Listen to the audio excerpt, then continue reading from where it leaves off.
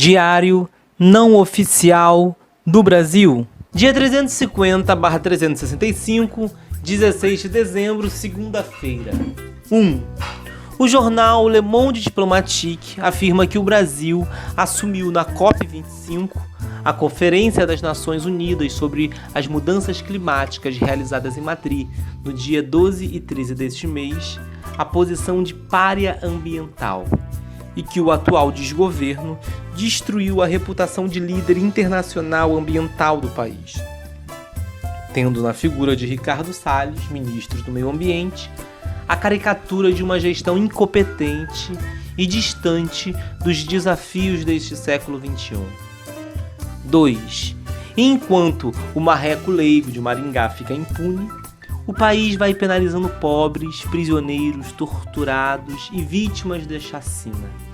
Dono do pacote fascista nascido para matar, a suspeição do ex-juiz de primeira instância vai sendo empurrada com a barriga para o futuro que Deus sabe quando.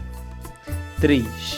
O procurador que se acha ilibado e que faz greve de fome para condenar sem provas seus adversários políticos resolveu atacar o presidente do Supremo Tribunal Federal para contestar a afirmação de que a Lava Jato destruiu empresas. Ora, é o discurso do absurdo.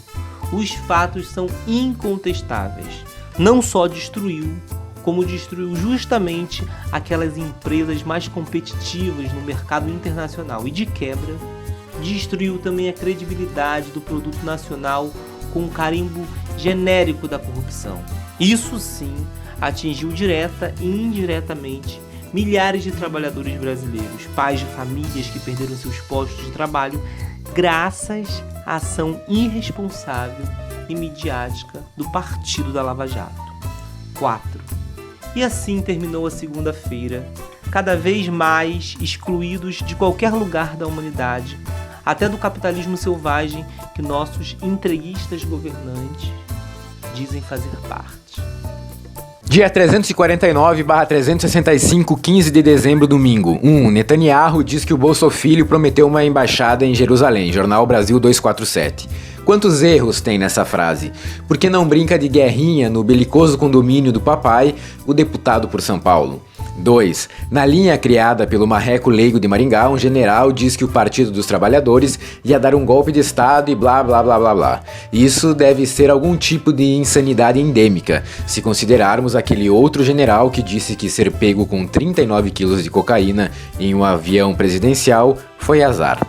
3. Até onde sabemos, o sniper governador do Rio é um genocida assumido. A única medida positiva já apresentada até agora foi deixar a polícia, que mostra toda a má vontade do mundo, avançar sobre a investigação do assassinato de Marielle Franco e Anderson. A milícia ataca o sniper governador não pelas mortes que produz diariamente, mas pela investigação de um assassinato político e quem está envolvida. 4. China e Estados Unidos começam a se entender, jogando o governo brasileiro para escanteio, de onde o síndico disfuncional nunca deveria ter saído. A subalternidade do I Love You, que ocupa o Planalto, leva o país a ser o gandula do jogo. 5. E faltam poucos dias para terminar o ano e não falta muita coisa para terminar com o Brasil. O necrogoverno, colocado pela elite trombadinha e pela classe média equivocada, segue matando de todas as formas possíveis. Agora é a vez de estrangular o SUS e reduzir recursos federais destinados à saúde. Carta Capital. Dia 348/365, 14 de dezembro, sábado. 1. Hoje é o aniversário da presidenta Dilma Havana Rousseff, a primeira mulher a ocupar o mais alto cargo do país. Atacada pelo patriarcado branco histérico e pela milícia neoliberal da mamata, sofreu um golpe civil, parlamentar, militar, travestido de impeachment que nos envergonha diante da história e abriu caminho para a eleição da facada e da mamadeira de piroca. 2. Nos 348 dias de barbárie e ignorância, com o ministro da Educação que não sabe escrever e coisas sem fim no mesmo nível, esse desgoverno que se instalou após o vampiro tem desmontado políticas públicas sem apresentar alternativas razoáveis para a população do país. 3. Depois da desvalorização do salário mínimo, de comprar a peso de ouro parlamentares para aprovar o fim da aposentadoria com uma reforma trabalhista insana já herdada do golpe, vem a constatação do desmonte do programa Minha Casa Minha Vida.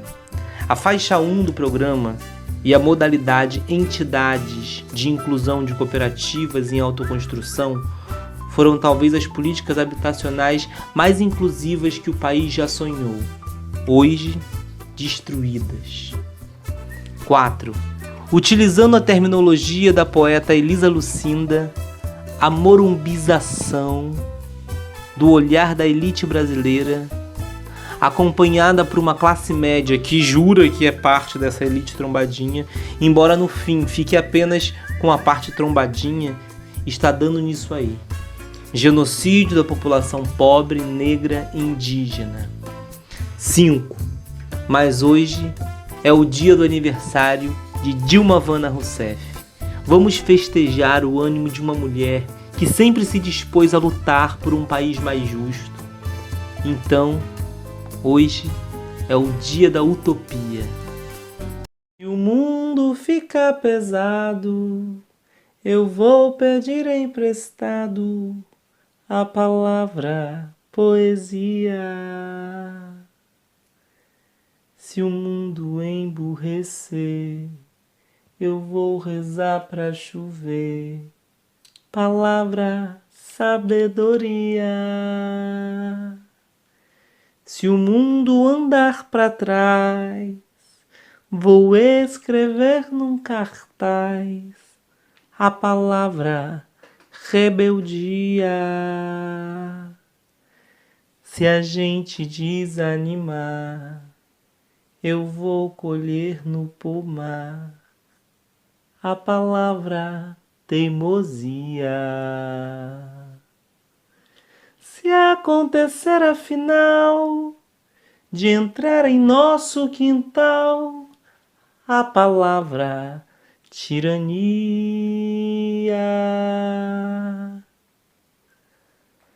pegue o tambor e o ganzá, vamos pra rua gritar a palavra utopia. Samba da Utopia, Jonathan Silva.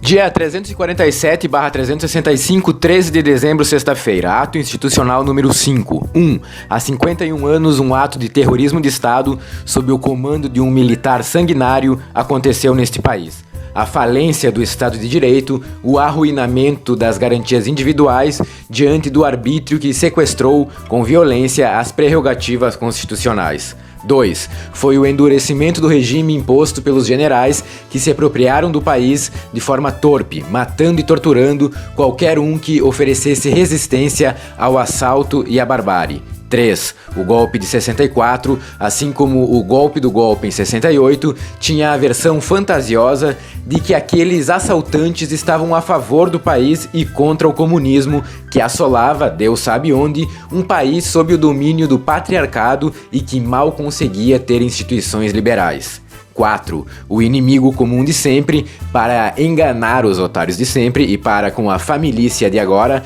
tenta condenar à morte qualquer pensamento dissidente. 5. Hoje os seres abjetos de suas crias ganharam algum oxigênio e andam por aí pelo país tentando reimplantar o terror. Quem haveria de imaginar que depois de tantos horrores teríamos um síndico disfuncional com sua trupe formada por tchutchucas, astronautas, terraplanistas, marrecos e familícia à frente do país, que em vez de se envergonhar desse momento tão nefasto da nossa história, dão gritinhos histéricos pelo retorno da ditadura. Enfim, hoje é um dia para deixar as luzes acesas. Dia 346/365, 12 de dezembro, quinta-feira. O delírio do marreco de Maringá é prender as pessoas que quiser, quando quiser, sem observar os trâmites legais ou considerar a Constituição. Foi barrado no STF e um ministro declarou com ironia: Quem tem o mínimo de conhecimento técnico e que ame a lei das leis, a Constituição, não pode ter dúvidas. Sendo compreensível que o leigo tenha outra percepção. Jornal Brasil 247. Todos nós já sabemos que o ex-juiz de primeira instância não dá mostras de algum dia ter lido a Carta de 1988. Mas ser comparado a um leigo por um juiz do STF é a mais perfeita definição para o quadro desqualificado que o ex-juiz representa. Um bolsofilho deu showzinho para falar do estado do Maranhão. Disse que a única coisa que tem de bom lá é o presídio. Revista Fórum. Talvez porque lá seja possível que ele encontre os parças. Quando a Bolsa Família e agregados se esforçam tanto para levantar distrações, cortinas de fumaça, alguma coisa cheira mal. Uma hora vai vazar. No Rio, a milícia formada por evangélicos neopentecostais ampliam suas ações de ódio e racismo, atacam religiões de matriz africana e fazem alianças com o narcotráfico para cumprir suas metas de intolerância e destruição. É o bonde de Jesus. Segundo matéria do Washington Post, os ataques aos adeptos das religiões afro-brasileiras aumentaram de 14 em 2016 para 123 nos 10 primeiros meses de 2019 no estado do Rio de Janeiro. E mais de 200 terreiros foram fechados neste ano, o dobro do ano passado. Jornal GGN. Estamos chegando perto do fim do ano, o momento de fazer uma retrospectiva e lembrar algumas questões. O caso Banestado nunca será esclarecido? Quando as denúncias de Tacla Duran serão investigadas? E os desvios de recursos da APAI? Revista Fórum. O crime de Brumadinho vai ficar impune? Por que o Queiroz ainda está solto? Cadê o computador do Bolsofilho? E o outro Bolsofilho, o gênio imobiliário, vai continuar impune? Os crimes eleitorais denunciados no TSE, das fake news aos pacotes de WhatsApp, vai tudo para debaixo do tapete? O ilibado procurador PowerPoint vai receber alguma punição minimamente proporcional aos danos que causou ao país? O procurador da Lava Jato, acusado de receber propina do doleiro, pediu desculpas? E quem? Quem mandou matar Marielle Franco? Dia 345/365, 11 de dezembro, quarta-feira.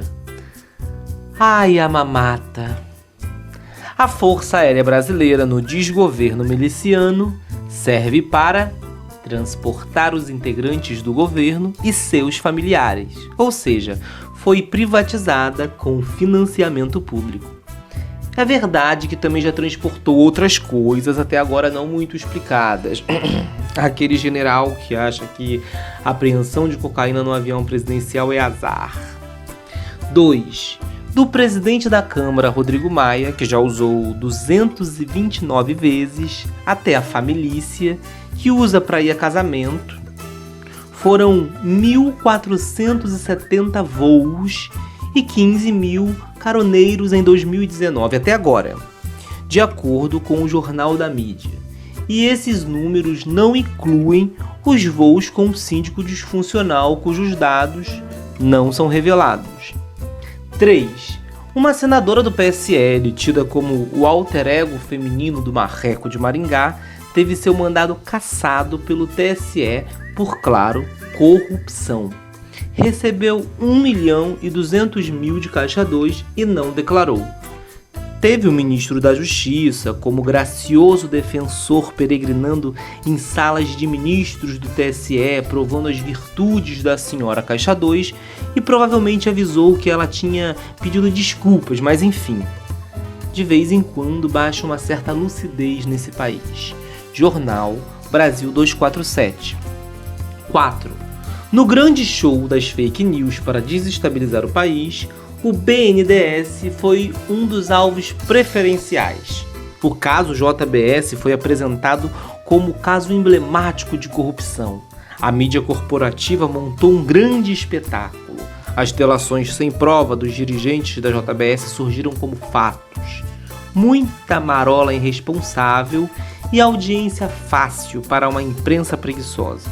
Agora, tudo está sendo analisado por uma investigação independente e não se encontra sequer indícios da suposta corrupção. Jornal GGN. 5. Greta Thunberg, a pirralha, foi eleita a personalidade do ano pela revista Times.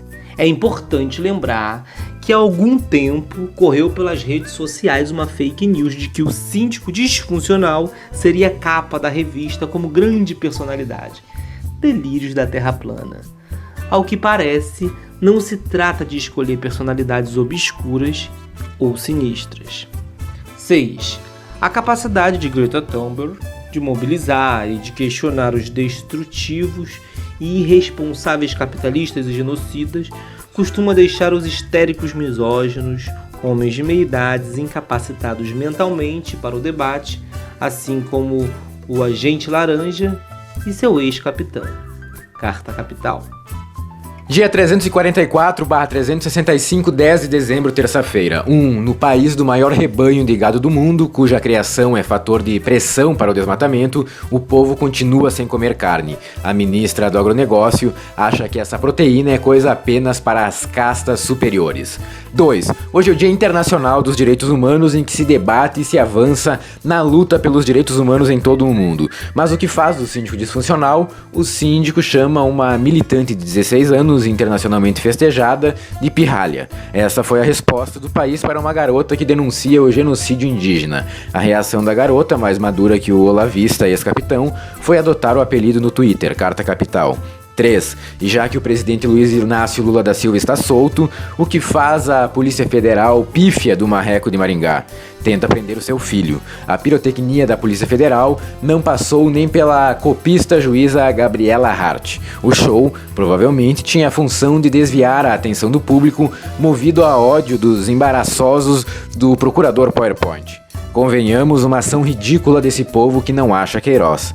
Jornal GGN. 4. O rapaz nada ilibado, o palestrante ambicioso e de limites flexíveis, responde a 2 acusações hoje no Conselho do Ministério Público: o Partido da Lava Jato e seus voos rasantes.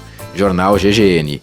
5. Mas nem tudo é derrota para o partido sem registro da Lava Jato. Seu mentor, o Marreco, teve uma grande vitória hoje, com o pacote anticrime sendo aprovado na CCJ do Senado.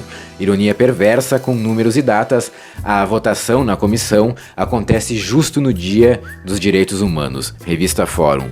6. A paralisação dos caminhoneiros está dividida. Um dos líderes que defende a paralisação diz ao jornal Brasil de Fato que tem recebido ameaças de morte. Diante da falta de condições de trabalho, após o 11º aumento seguido do diesel, os caminhoneiros tentam se reorganizar, mesmo com essa divisão.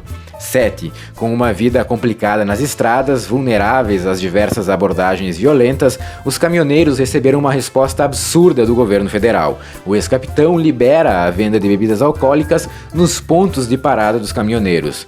Para problemas reais, drogas, porque o compromisso do governo não é com os trabalhadores. A embriaguez ao volante provocou neste ano do governo disfuncional 4.500 acidentes, 265 mortes e 1.187 feridos com gravidade. Jornal O Globo, o Dia dos Direitos Humanos.